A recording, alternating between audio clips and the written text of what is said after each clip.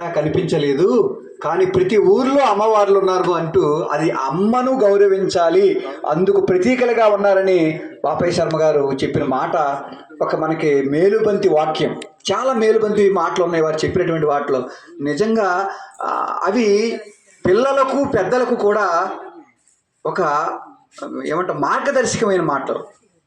అందులో భక్తి త్రిశతి అని 300 పద్యాలండి అమ్మవారి మీద చదర వెంకటరావు గారు రాశారు.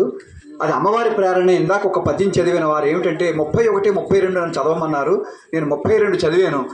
చదరము వెంకటరావిదే నీకిడు చక్కని పద్య సుమాల ఇదే, పద్య సుమాల ఇదే ముదమున కూర్చితి నీదయ చేతను మోహనమయ్యను గానమిదే, పదము పదంబున మాధురి గ్రోలగా పావనమాయను మానసమే, ముదమగు శ్రీ పరమేశ్వరి స్తోత్రము ముక్తివి నీవును శ్రీలలిత,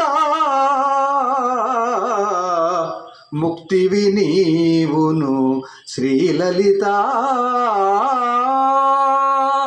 ఇడుముల బాపెడు తల్లివి నీవును ఇష్టములన్నీయు తీర్చుదువే, కడుముదమందగా కాంచిరి నిన్నును కన్నుల పండుగ భక్తులకు నుడులకు నందవు శక్యమే తెల్పగా నోచిన నోముల పుణ్యమిదే, కడుముదమి కవిరాజ విరాజిత కావ్యము నీదయ శ్రీలలిత, శ్రీలలిత.